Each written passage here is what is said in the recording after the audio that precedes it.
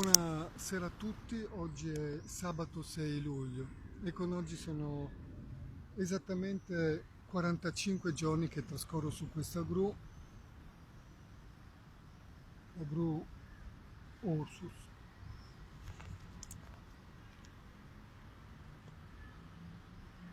la gru galleggiante ormeggiata nel porto di Trieste. E come ormai sapete sono anche 18 giorni che passo senza toccare cibo e mi nutro soltanto di acqua, tè, caffè, qualche spremuta e qualche estratto di verdure, tutto rigorosamente senza ovviamente zuccheri. E, questo per almeno avere un po' di sali minerali e di vitamine, quelle poche che rimangono dopo, dopo spremuta, perché anche perché quando arrivano qua ormai insomma, hanno già perso tre quarti delle vitamine per strada, insomma, a meno che ci sia qualche sale minerale insomma, che mi sostiene e che mi permette ancora di andare avanti e di sostenere questo bestione che è l'Ursus, questa fatica immane. E,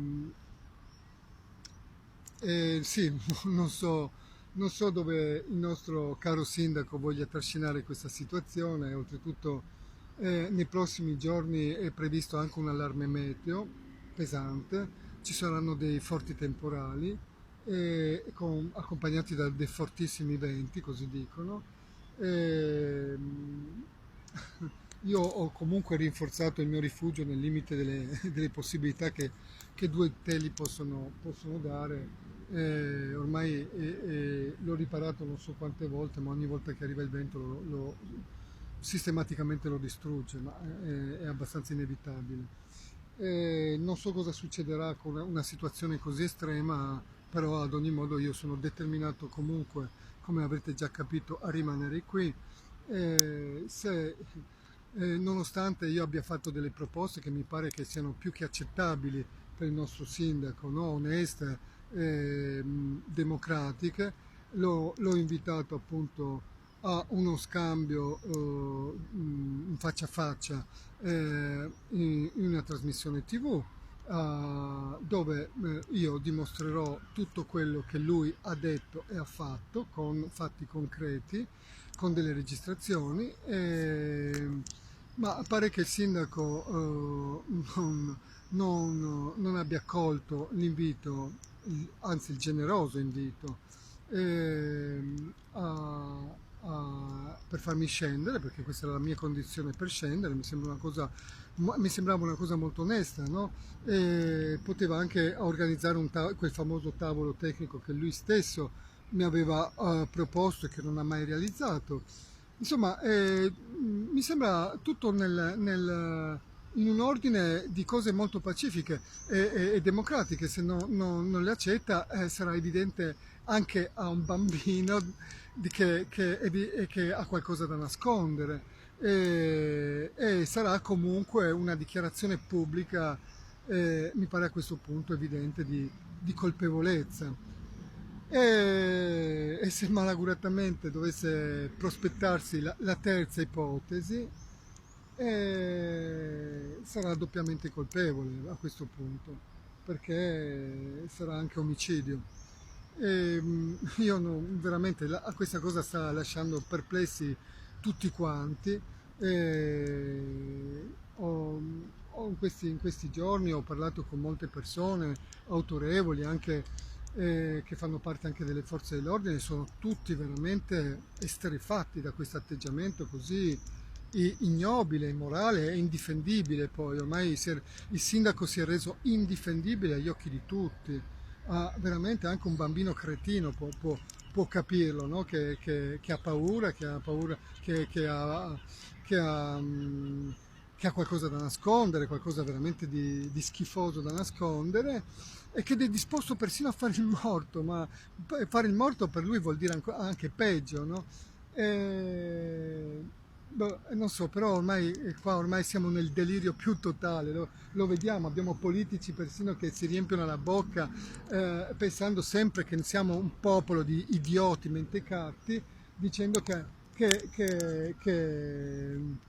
appunto che l'Ursus è una scelta e che se tutti facessero come faccio io,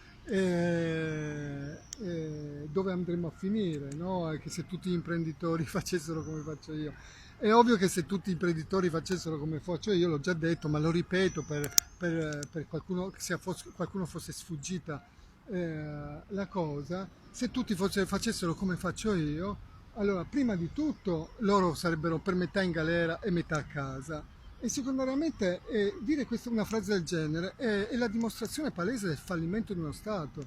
Se dei politici, se una società porta la gente a questi livelli di esasperazione, c'è gente che fa gesti estremi come li faccio io, ma c'è gente anche che si toglie la vita, c'è gente che scappa da questo paese, c'è gente disperata, ma voglio dire, ma se uno Stato porta a questi livelli, a salire su una gru, un cittadino come me, una persona onesta che ha lavorato tutta la vita, che ha prodotto reddito, lavoro, che ha costruito delle cose belle, lo portano a un tale livello di esasperazione, va da sé che loro hanno dichiarato pubblicamente il loro fallimento. Cioè è un paese fallito, questo che sia ben chiaro, un paese che arriva a fare questo è un paese fallito, governato da politici falliti, moralmente, eticamente, culturalmente falliti. Questo che sia chiaro a tutti. Se un politico vi dice una cosa del genere, voi dovete sputargli in faccia, perché vi sta trattando da bambini deficienti e non dovete permetterglielo, cioè almeno salvate la vostra dignità, ma se uno vi dice così è un cialtrone senza dignità, e questo è importante, no? Che lo capiate. Io davvero non so, poi ci sono, se io resto qui, è proprio perché ho talmente rispetto per la vita, ho questa consapevolezza della sacralità della vita, che rimango qui. Perché se non avessi questo senso della sacralità della vita, io sarei già sceso e mi sarei messo in fila come molti altri, rassegnato e bastonato, umiliato dalla mattina alla sera, a imprecare contro questo sistema marcio, bestemmiare contro questi politici dalla mattina alla sera, magari sottovoce, perciò che non mi sentono troppo, no? E farei questo se non avessi rispetto per la vita, ma poiché ho rispetto per la vita, per la mia vita, la vita dei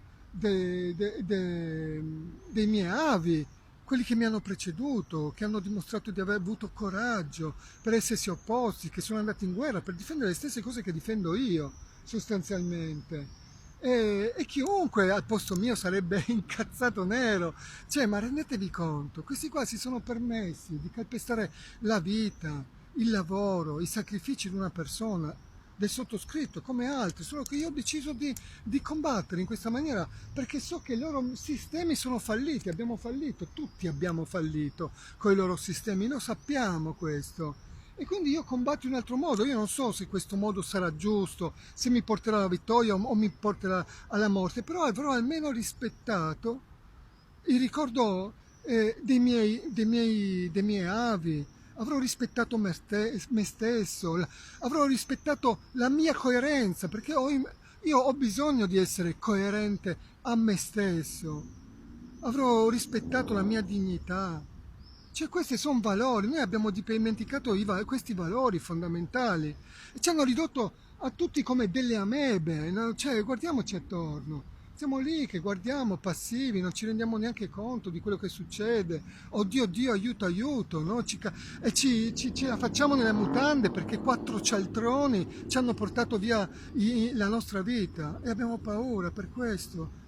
No, no, cioè, i nostri nonni sono andati in guerra, noi ce la facciamo nelle mutande. E questo è il punto dove dobbiamo capire, no? E ci facciamo anche prendere per il culo con frasi del tipo se tutti facessero come Di Finizio, caro mio, se tutti facessero come me, sareste veramente fritti tutti quanti. E ringraziate solo Dio che non tutti hanno lo stesso coraggio di fare quello che faccio io.